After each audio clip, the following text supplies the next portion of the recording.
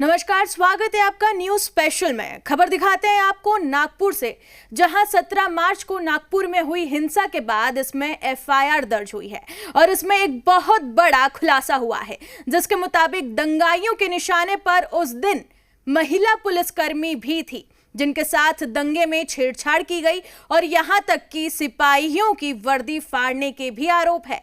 और तो और हिंसा के चश्मदीदों ने उस रात जो हुआ उसको लेकर जो कुछ भी बताया वो सब बेहद चौंकाने वाला है। नागपुर से देखिए हमारी ये ग्राउंड रिपोर्ट।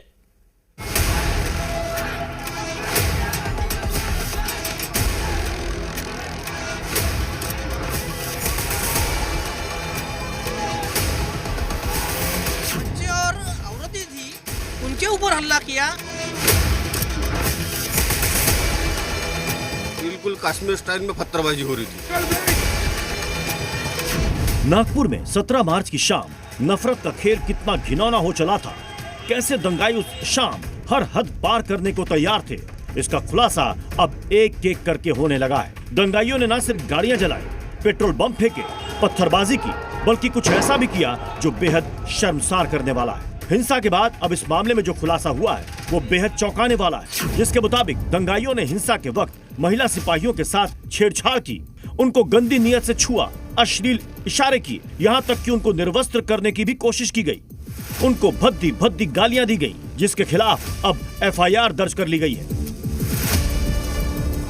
दंगाइयों की इस शर्मनाक हरकत का पूरा खुलासा एफआईआर के जरिए हुआ है, जिसमें लिखा गया है कि जब महिला पुलिसकर्मी वहां हिंसा के वक्त मौजूद थी तो कुछ लोगों ने अंधेरे का फायदा उठाकर उनके साथ छेड़छाड़ की और यौन उत्पीड़न किया। कुछ ऐसे उपद्रवी थे जिन्होंने जो महिला पुलिसकर्मी थी उनके ऊपर भी उन्होंने गलत तरीके से हाथ डालने की कोशिश की। इसका एफआईआर दर्ज हुआ है, क्या पूरा मामला है जरा बताइए। नहीं, उसके बारे में एफआईआर दर्ज हुआ है। हमारे इन्वेस्टिगेशन टीम भी उसके ऊपर काम कर रहे हैं और जो आरोपी है उसमें आइडेंटिफाई करके अरेस्ट की जाए। ऐसे कितनी पुलिस कर्मियों के साथ छेड़छाड़ हुई है सर?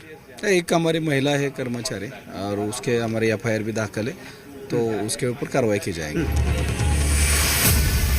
इस बेहद शर्मनाक हरकत के बाद अब पुलिस आरोपियों की तलाश कर रही है। एफआईआर में जिन 51 आरोपियों के नाम दर्ज हैं, वो एक ही समुदाय के हैं। इतना ही नहीं, जी मीडिया की टीम जब उस गली में पहुंची जहां इन दंगाइयों ने आतंक फैलाया था, उन्होंने भी बताया था कि महिलाओं और बच्चों के साथ बदसलूकी की गई। यहाँ कोई नहीं रहने के बाद खाली बच्चे और औरतें थी, उनके ऊपर हमला किया। वो कंप्लीट दहशत में अभी भी है, उनको वो मंजर अभी भी उनके दिमाग से नहीं जा रहा है। ये वही गली है जहां की हिंसा का वीडियो सामने आया था, जिसमें भीड़ बेतहाशा पत्थर बरसा रही थी और गाड़ियां तोड़ रही थी। यहाँ के लोगों के मुताबिक यहाँ कश्मीर पैटर्न पर पत्थरबाजी की गई। सुनियोजित तरीके से उन्होंने पत्थर वगैरह अपने साथ लाए थे। टू व्हीलर पे जो फ्रूट कैरेट वगैरह जो रहते उसमें पत्थर लाए थे, थैलियों में बोरे में पत्थर लेके आए थे और बिल्कुल कश्मीर स्टाइल में पत्थरबाजी हो रही थी। अच्छा, वो थैली में लेकर इस गली से आ जा रहे हैं। अभी हाँ। आपको जो गली दिख रही है एकदम साफ सुथरी दिख रही है। उस दिन अगर आप आए रहते तो खाली पत्थर ही पत्थर दिख रहे थे। और यहाँ से अगर पत्थर उठाए तो आधा ट्रक पत्थर यहाँ से निकले। खुद महाराष्ट्र गृह विभाग के सूत्रों के मुताबिक जिस तरह ये पथराव हुआ वो बिल्कुल कश्मीर स्टोन पेल्टिंग की तरह नजर आ रहा है। यहाँ तक कि कश्मीर की तरह यहाँ भी लोगों को मैसेज और फोन करके बुलाया गया और पुलिस को टारगेट किया गया। ये गली में आते आते उन लोगों ने जो फोन करना चालू किया, जल्दी आओ जल्दी आओ, तो काफी लोग एक साथ ही गाड़ियों से ईंट पत्थर और पेट्रोल बम इस टाइप के सब जमा करके उन्होंने अपने गाड़ियों पे लेके आए इधर में, और ये गली पे पूरा पथराव किया। हर घर में उन्होंने पथराव करने की कोशिश की। हमारे यहाँ तो कई गाड़ियाँ जला दी उन लोगों ने, और साथ में गाड़ियों के ऊपर में बड़े बड़े साइज के जो पत्थर होते हैं जो 2 आदमी उठा सके, इतना बड़ा एक पत्थर होता है, वो तक के उन लोगों ने साथ में लेके आए थे।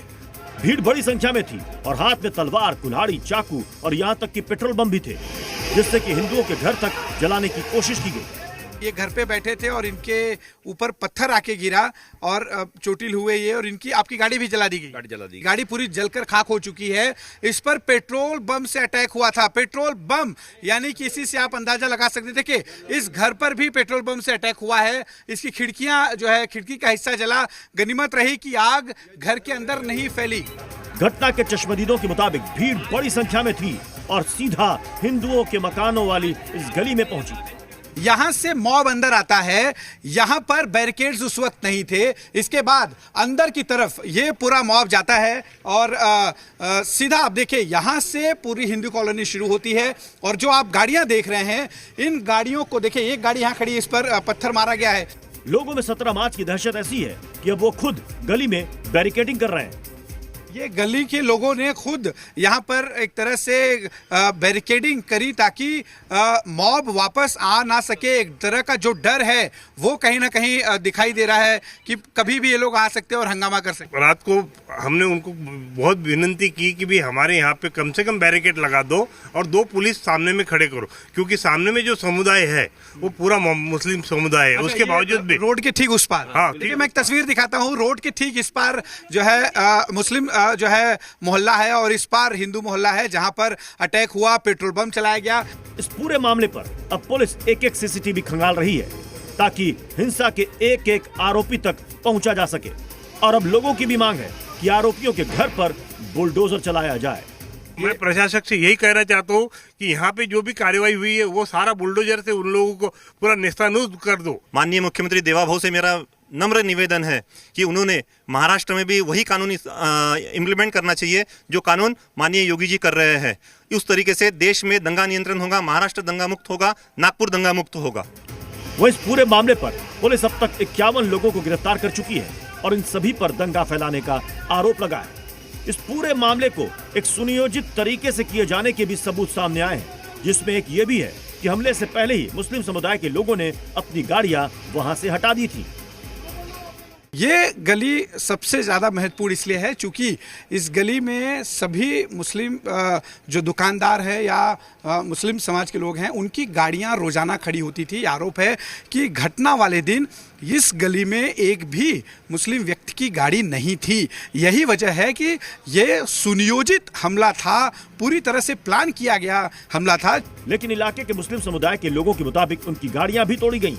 आरोप लग रहे हैं कि आप लोगों को पहले ही ये बताया गया था, जिसकी वजह से बाहर से गाड़ियां हटा ली गई थी और फिर हमला हुआ। हटा ली जाती तो ये फूटता गई है, फूटी खड़ी है ना, ये फूटी है। ये गाड़ी हटा लेते तो ये फूटती। ये गाड़ी टूटी है तो खुद दुकान वाले इंसान है, हमको क्या दुकान बंद करके जब यहाँ आके हमारे एरिया में हम देख रहे हैं कि यहाँ पे इतना मजमा है कि हमारी गाड़ी ये फूटी हुई है सामने, तो हम हटा देते ना इसको। ये आपकी गाड़ी है जी? ये गाड़ी दिखाइए।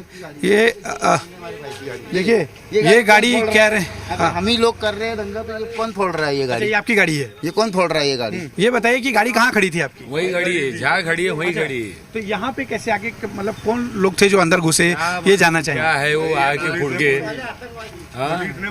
ये पुलिस ने फोड़ी हुई है रात में।